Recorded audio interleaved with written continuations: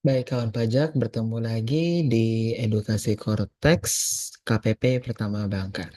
Kita sudah masuk di yang kemarin ya di aktivitas paparan login, terus sudah juga di deposit pajak, di faktur juga sudah. Sekarang kita akan masuk di bagian EBUPOT. Untuk di EBUPOT kawan pajak ya, kita masuknya itu nanti kawan pajak di menu EBUPOT yang berada di sebelah e-faktur.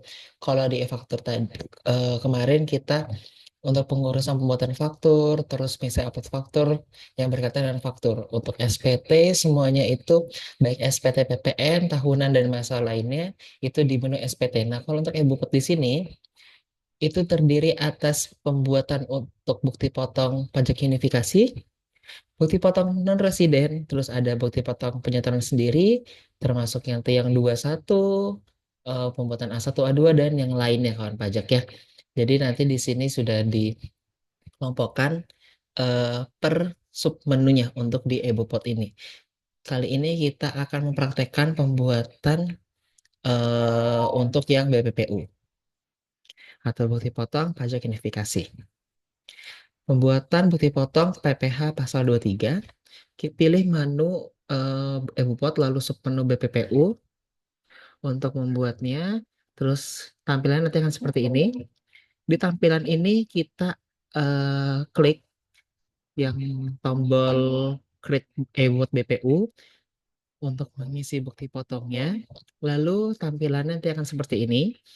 Masuk dulu di periode pajaknya, kita pilih periode pembuatan bukti potong. Apakah mau di masa pajak November, Oktober, atau masa pajak lainnya. Sementara kita pilih di masa Mei 2024. Lalu kita isikan NPP 16 digit ataupun NIK untuk wajib pajak yang dilakukan pemotongan. Terus kita juga pilih NITKU wajib pajak yang dilakukan pemotongan. Apakah mungkin nanti untuk yang tempat kegiatan usaha pusat ya atau untuk yang cabangnya. Jadi disesuaikan dengan nanti yang dilakukan pemotongannya itu siapa. Nah, di sini pilih jenis fasilitas yang dimiliki oleh wajib pajak yang dipotong. Apakah tanpa fasilitas ataukah fasilitas mungkin yang menggunakan suket PP23 atau yang lainnya. Jadi disesuaikan. Tapi yang kali ini kita pilih yang tanpa fasilitas terlebih dahulu. Lalu pilih text object name-nya, kegiatannya apa atau yang dipotongnya dasarnya apa. Apakah mungkin misalnya sewa tanah bangunan untuk PP 4 ayat 2 atau yang lainnya seperti jasa-jasa untuk PP pasal 23 atau sewa aset. Disesuaikan dengan nanti jenis yang dipotongnya. Kali ini kita pilih sewa alat ya atau sewa aset yang selain yang dipotong oleh PPh 4 ayat 2. Kan kalau muncul PPh pasal 23 dengan tarif 2%, kita isikan DPP atau tax base-nya sebesar 20 juta, maka di sini akan muncul nilai PPh sebesar 400.000 ya, 20 juta dikali 2%, itu 400.000. Dan di sini sudah muncul juga kode revenue-nya 411124 strip 100. Kita next. Selanjutnya kita pilih dokumen apa jenis dokumen transaksinya. Apakah berdasar kontrak, pengumuman atau yang dasar lainnya. Nanti silakan disesuaikan apabila memang dasar faktur pajak pun nanti tinggal disesuaikan dasarnya apa. Lalu bila kita sudah pilih, kita di sini isikan kontrak gitu ya. Nah, terus dokumen numbernya nanti diisikan sesuai dengan dokumen dasar dokumennya dan dalam kalau misalkan kontrak misal kontrak fisiknya disesuaikan kontrak nomor kontraknya berapa. Setelah kita mengisikan nomor dokumen, kita masukkan tanggal dokumennya. Tanggal dokumennya tanggal berapa. Terus kita pilih penanda tangan bukti potong ya. Bila penanda tangan bukti potongnya itu ID TKU-nya adalah atas wajib pajak pusat, maka Bapak Ibu pilih nanti untuk ID TKU pusatnya. Namun bila yang memotongnya itu dasarnya adalah ID TKU cabang, maka silakan ID TKU cabang atau tempat kegiatan usaha wajib pajak Bapak Ibu. Selanjutnya kita klik save draft boleh atau langsung klik submit juga boleh. Atau kita urutkan save draft lalu submit. Selanjutnya kita akan mempraktekkan pembuatan bukti potong PPh 4 ayat 2 sama dimulai dengan create BPU.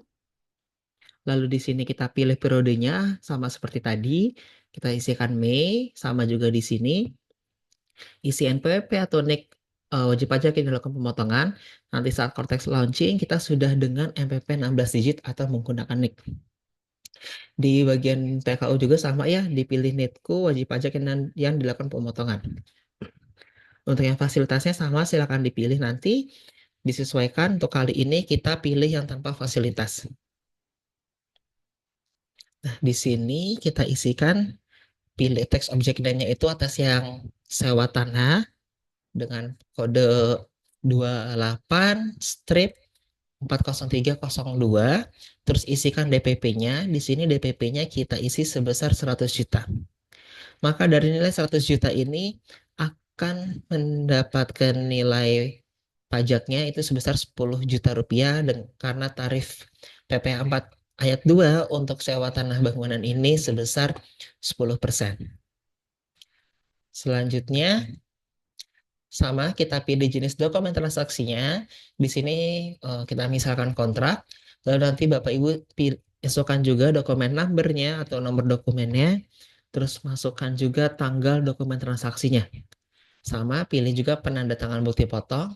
Selanjutnya langkah sini juga sama, jika benar sudah klik save draft, lalu kita klik submit. Nah, di sini akan muncul BPPU tadi yang sudah di input atau sudah di submit ya.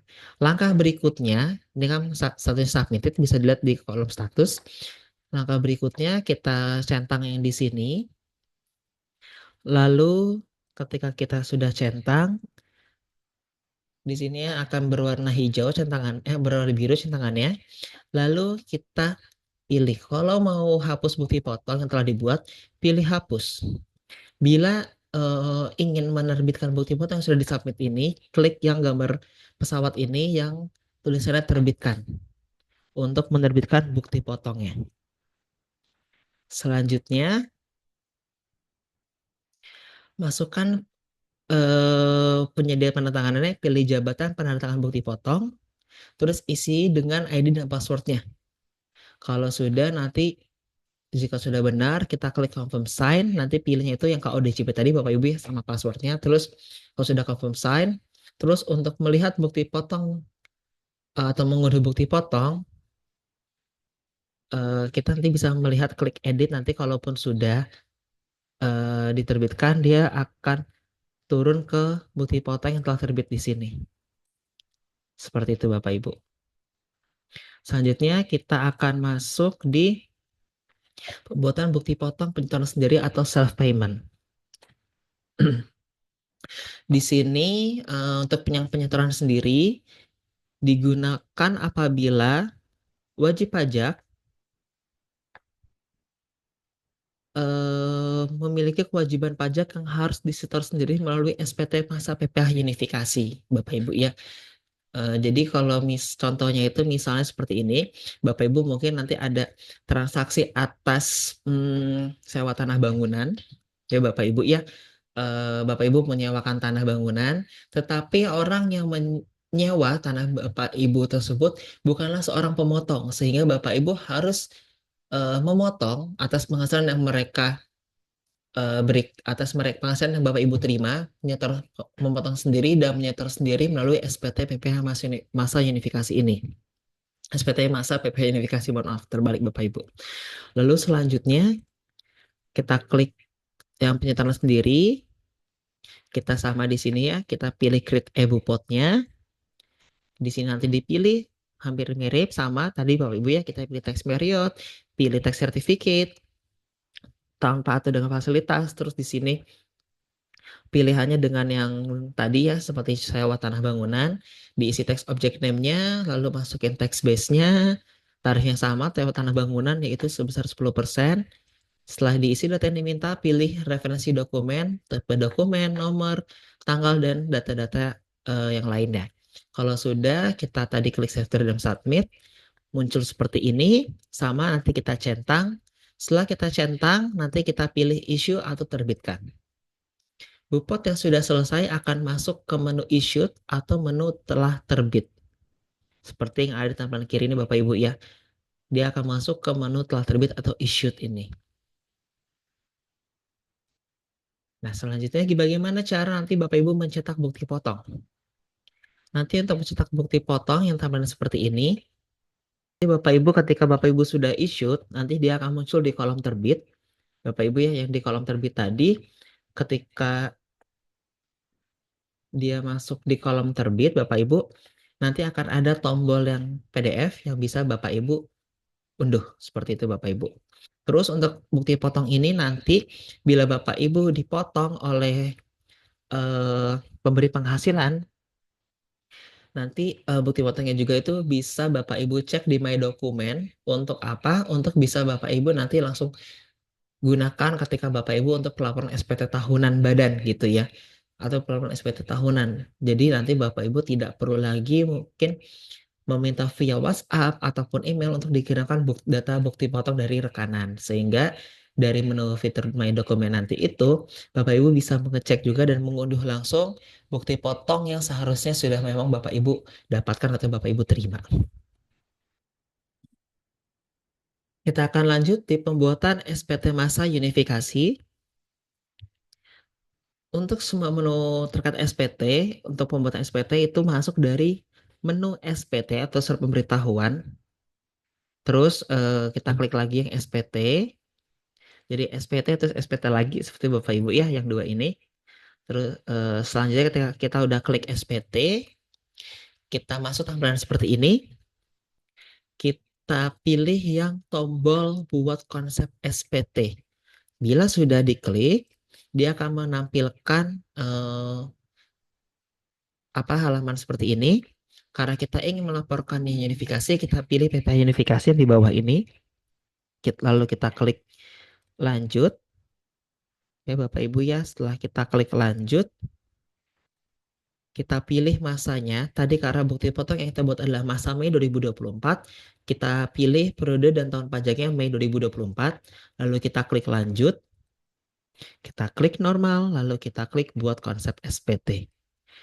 Terus untuk mengedit ataupun mengecek bukti SPT-nya, kita klik yang tombol pensil ini di menu SPT ini. Ketika kita klik yang tombol pensil ini, nanti akan menampilkan halaman seperti ini. Di sini bagian induk SPT masa PP unifikasi, ada daftar 1, 2, dan lampiran. Nah, di sini nanti Bapak Ibu cek ya, cross check di bagian induk sudah benar apa belum, termasuk data di lampirannya sudah benar apa belum dengan bukti potong yang Bapak Ibu buat. Lalu jangan lupa untuk mengklik centang kalau misalkan sudah sesuai data induknya, data lampiran, data daftar 1 dan 2-nya juga. Kalau sudah sesuai, kita klik centang pada halaman induk, lalu kita klik bayar dan lapor. Dan untuk di SPT ini dapat ditandatangani oleh taxpayer atau representatif, disesuaikan Bapak Ibu berarti ya. Lalu ini tadi daftar 1 ya yang bisa Bapak Ibu cek. Baik, seperti ini untuk yang BPNR. Daftar 2. Baik. Baik, jika sudah dicek tombol bayar dan lapor untuk bayar SPT-nya. Nah, untuk pembayaran SPT masa, bila misalnya Bapak Ibu memiliki saldo deposit, nanti maka akan muncul dua tombol seperti ini, dua opsi, deposit balance transfer atau artinya pembayaran dengan deposit atau create billing code, pembuatan kode billing. Di sini karena muncul deposit, nah nanti Bapak Ibu konsepnya bila depositnya itu di bawah saldo, maka Bapak Ibu tidak bisa memilih setengah-setengah. Misalnya PPH kurang bayarnya itu 1 juta, tapi sisa saldo deposit Bapak Ibu cuma 500. Nanti tidak bisa setengah-setengah. Oh, satu dari deposit 500, satu buat billing baru 500. Tidak bisa. Pilihannya Bapak Ibu membuat kode billing baru sendiri sebesar 1 juta rupiah atau mengisi dulu saldo depositnya agar sejumlah minimal 1 juta rupiah. Baru bisa nanti untuk membayarkan dengan deposit. Jadi pilihannya itu full deposit atau full billing sendiri. Lalu bila sudah pemilihan tadi yang opsi pembayaran akan tampil untuk tanda tangan dokumen, kita isikan penandatangan kode otorisasi, lalu kita pilih kata sandi penandatanganan. Bila sudah, kita klik simpan. lalu kita klik confirm sign atau confirm tanda tangan, lalu SPT ketika sudah dibayarkan, karena tadi kita menggunakan deposit pajak Bapak Ibu ya, eh, karena tadi kita asumsi menggunakan deposit pajak, maka tidak ada lagi billing yang harus dicetak ataupun billing yang harus Bapak Ibu serahkan ke bank. Nah, nanti ketika dia pembayaran dengan deposit pajak, karena saldo deposit pajak itu sejumlah minimal 1 juta rupiah tadi, SPT yang tadinya di konsep dia akan langsung dilaporkan. Sedangkan kalau tadi untuk yang bila Bapak Ibu menggunakan billing sendiri seperti di praktek PPN kemarin, bila SPT itu masih berada di menunggu pembayaran karena pembuatan kode billing baru, dia akan diam di situ selama 7 hari sampai billing tersebut dibayarkan atau sampai billing tersebut daluarsa untuk kembali ke konsep. Tapi bila dibayarkan nanti dia langsung otomatis ke SPT yang dilaporkan. Seperti itu Bapak Ibu. Nanti tampilan SPT-nya kan seperti